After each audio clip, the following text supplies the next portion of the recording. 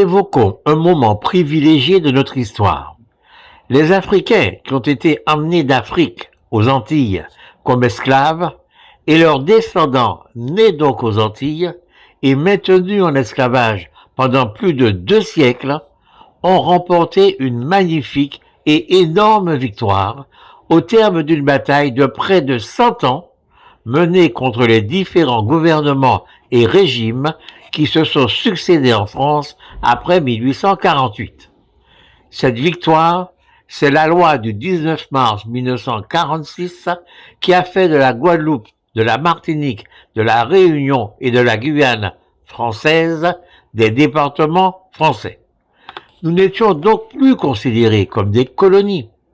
Tout semblait donc être pour le mieux dans le meilleur des mondes, jusqu'à ce qu'arrivent des générations de Guadeloupéens, de Martiniquais, de Réunionnais, de Guyanais, la poche remplie de diplômes et ayant fréquenté parfois les meilleures universités françaises, c'est-à-dire les meilleures universités du monde.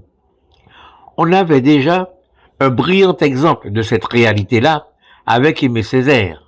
Il fut donc rejoint par plusieurs générations de médecins, d'avocats, de professeurs, de fonctionnaires de catégorie A, etc., etc. Bref, des gens diplômés et parfois surdiplômés.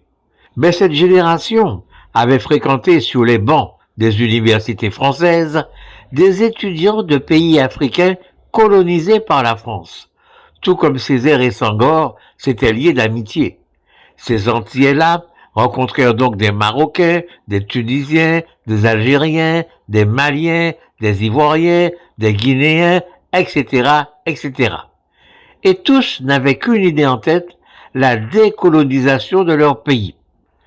C'est ainsi que ressurgit l'idée que nous aussi, nous avions été colonisés, comme a voulu le faire croire la France pendant plusieurs siècles. Vaste supercherie. Nous l'avons déjà dit, la Martinique a été conquise par la France et peuplée de gens venus d'ailleurs. Rien à voir avec une quelconque colonisation. Mais cette supercherie, abandonnée en 1946, a été tout simplement ressuscitée par notre nouvelle élite intellectuelle qui croyait avoir découvert là sa vocation, comme l'y invitait Frantz Fanon. Chaque génération doit, dans une relative opacité, découvrir sa mission, la remplir ou la trahir. Elle décida donc de se battre pour notre décolonisation, sans se rendre compte que nous n'étions en réalité ni un pays colonisé. Nous étions en droit un département français. Et en refusant cette réalité-là, il faisait le jeu d'une France qui continuait de nous traiter en français de seconde zone, alors même que, en droit, nous étions des citoyens comme les autres. Vaste supercherie donc. Même Aimé Césaire en fut victime.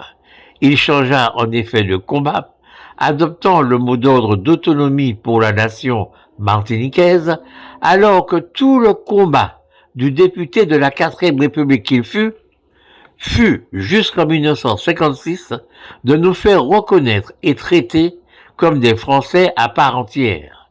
Et c'est devant l'échec de ce combat-là qu'il se convertit à l'autonomie et qu'il fut pris, lui aussi, dans le tourbillon de la décolonisation. Et sans doute le pire dans tout ça, c'est que nos ancêtres qui s'étaient battus pour la départementalisation et qui avaient gagné, disparurent d'un coup de notre mémoire, disparurent d'un coup de notre réalité. Nous n'avions plus d'ancêtres que les esclaves, et de victoire que celle du 22 mai 1848, celle qui avait déjà été gagnée par Victor Schœlcher le 27 avril. Et les seuls combats qu'il nous fallait mener, c'était soit celui qui nous éloignait un petit peu de la France, l'autonomie, ou celui qui nous en éloignait beaucoup, l'indépendance. Rien d'autre. Nous y reviendrons.